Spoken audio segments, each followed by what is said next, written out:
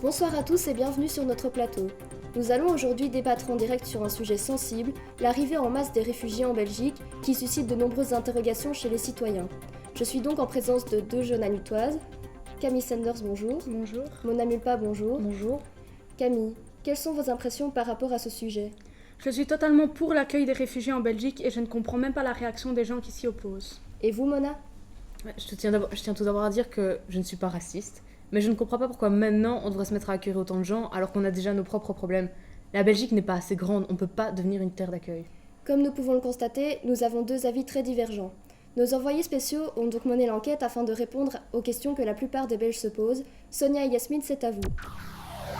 Oui, donc nous sommes actuellement à Anu en compagnie de Monsieur Strouwel. Hello, Mr. Strouwel. What are the reasons of your arrival here in Belgium? I go out of my country. I'm searching for the life. We ran away from the time and searching for safety place. Okay. Which risks do you take if you stay in your country? People, they are dying every day. This is very big, dangerous for me and for my family as well. We do our best to be out of Syria, searching for safety place. Okay. Do you know why there's a war in your country? Yes, because 90% of Syrian people are, they went out to the street calling the government and then asking for simple things for them, for good life. But unfortunately the government it's stopped them, and then on this time start the war in 2011, I mean.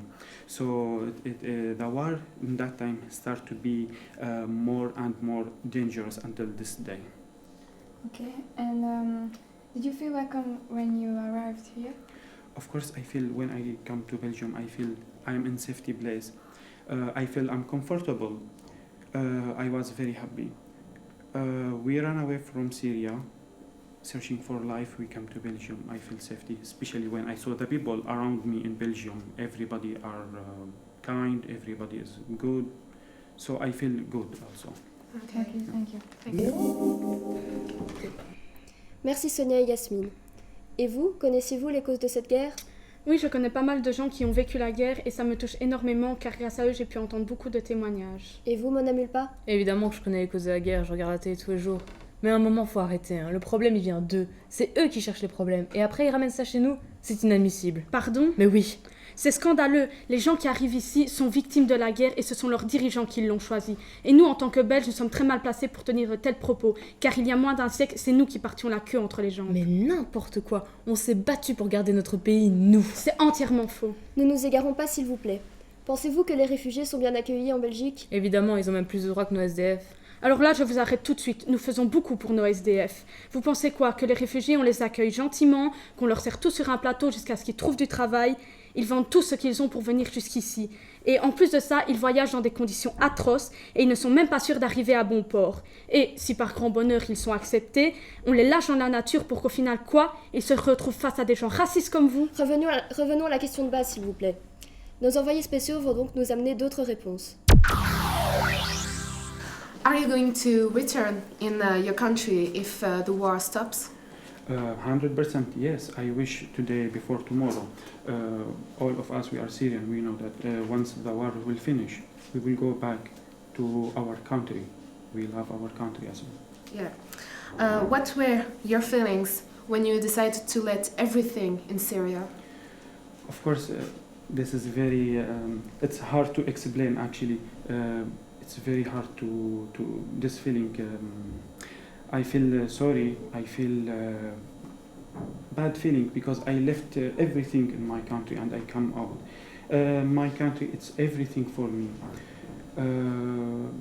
I am here in Belgium, but my mind still in my country. Okay, and what is your biggest dream about your country?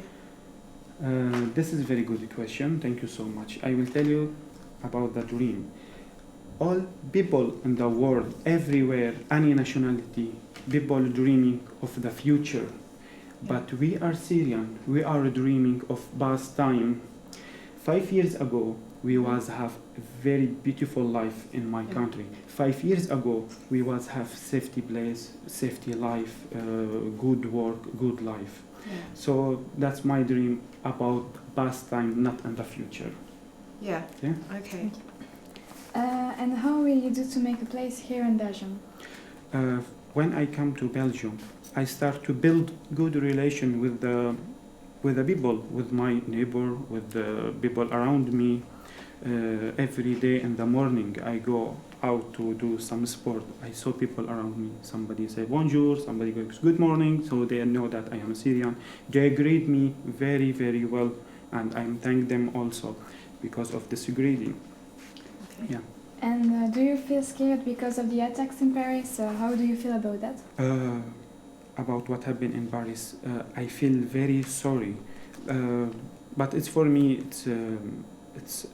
It's for me. It's something normal because I live 5 years like this situation in my country. So something happened in Paris. For me, it's normal. But same, I say again, I feel very sorry for Paris. What happened? Okay. And what is the most things you lose in your country? Oh, I lose too much. I lose so important things I lose in my country. First of all, I lose my mother, Syria, because Syria is like my mother. I lose Syria. I lose time, nice time with my family drinking coffee. This time for coffee, I lose it. I don't have it again because my family is far. Everyone, it's in different country. I lose a beautiful place that I was spending with my friends. And last thing that I'm thinking, but I lose my store, I lose my house, I lose my car, I lose my money, I lose my product, I lose everything. But whatever I lose, I will never ever lose my nationality. I will not lose my nationality, and I am proud of my nationality. I am Assyrian. Yeah. Yeah. And finally, do you want to add something else? Yes, I like to add. I like to say to Belgium, thank you so much to protect me. Thank you so much to accept me as a refugee in your country, in Belgium. Belgium given me chance to build my life again and again. Belgium give me chance to show Belgium my power in the job. Syrian is a good worker. Finally, I will say thank you all Belgian people. Okay. Thank you so much for your Thank you. answers. Welcome. Thank you. That's it. Après avoir écouté cette interview, pensez-vous toujours la même chose qu'au début de ce débat? Oui, cela ne fait que confirmer ce que je pensais déjà, on ne peut pas les laisser face à leur sort. Oui, enfin bon, faut pas tout dramatiser non plus, hein. Il y a bien des Chinois qui crèvent à l'autre bout de la Terre et ça tout le monde s'en fout. Et pourtant, eux, ils nous font des smartphones. Mais comment est-ce possible de penser d'une telle manière? Vous vous rendez compte de ce que vous dites? Et puis, qu'est-ce que ça peut vous faire qu'ils viennent jusqu'ici? Ben justement, parlons-en. Vous vous rendez compte qu'énormément de Belges sont au chômage? Je suis sûre que si un jour vous veniez à perdre votre travail à cause d'un réfugié, vous serez la première à vous plaindre. 8,4% de la population belge est au chômage, et ça ne va faire que s'aggraver quand ils vont venir ici. Moi, je veux un avenir pour mes enfants. Je veux pouvoir me balader dans la rue sans croiser un de ces bougnoules. Ils ne savent même pas parler notre langue, ils ne savent même pas trier leurs déchets. Je ne veux pas entendre ça, c'est à cause d'extrémistes comme vous que notre pays va si mal. Vous qui au début de votre discours dites « je ne suis pas raciste », vous êtes pile dedans. Mais je suis pas raciste. Je mange du couscous, je vais chez Ikea comme tout le monde, vous voyez bien que je suis ouverte d'esprit. Bon, mesdames, nous allons clôturer le débat avec l'intervention de Madame de Groot, représentante du CPS, qui va nous éclairer sur la situation avec quelques chiffres.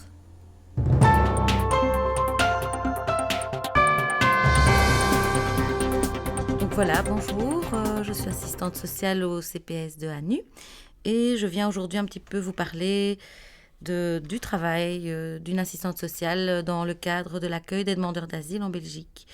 Il faut savoir que cela fait déjà plusieurs années que chaque commune est invitée à accueillir sur son territoire une série de personnes que l'on appelle des candidats réfugiés politiques, c'est-à-dire qu'ils arrivent en Belgique pour demander l'asile en Belgique parce que dans leur pays il y a la guerre ou pour d'autres raisons, notamment parfois un danger de mort. Donc chaque commune crée des mini-centres d'accueil qui sont appelés ILA, Initiative locale d'accueil. Ce sont des maisons, des appartements que l'on met à disposition de familles dans le cadre de leur demande d'asile. Donc les réfugiés arrivent d'abord à l'Office des étrangers qui envoie au CPS les coordonnées des familles pour leur annoncer leur arrivée au sein des petites structures d'accueil où s'effectue un travail d'accueil, mais matériel. Ce qui veut dire qu'on met à disposition de ces personnes un logement et qu'il y a tout un travail d'accompagnement dont je m'occupe pour notamment les suivre au niveau de leur procédure d'asile. Donc également tout un rôle pratique. Par exemple, la première fois qu'ils arrivent dans nos petits centres d'accueil, on fait un état des lieux d'entrée, on prépare un premier colis pour leur arrivée, on leur montre un petit peu la commune, les lieux. Il y a un contrôle médical qui est fait également via la FARES pour vérifier au niveau de la tuberculose notamment.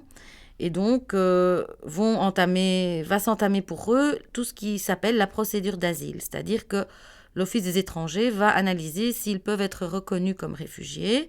Ensuite, ce sera le Commissariat général aux réfugiés et aux apatrides qui pourra se prononcer au fond de leur demande. Et ils ont également des voies de recours. Voilà. Alors, mon rôle est également d'assurer un suivi médical pour eux. Donc, ils n'ont pas droit à une mutuelle, etc. Mais ils ont le droit aux soins, ils ont le droit d'avoir une santé en ordre, etc.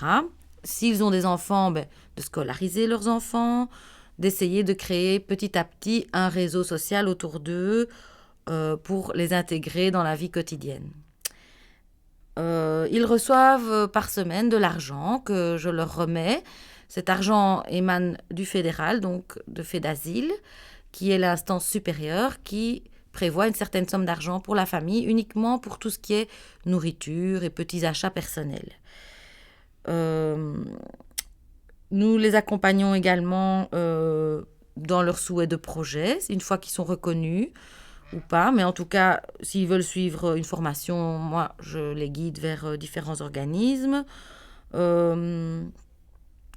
On prend contact avec un avocat, on essaye vraiment de répondre à leurs demandes au fil des jours et c'est l'État qui se prononce sur leur demande d'asile afin de dire s'ils peuvent rester ou pas en Belgique.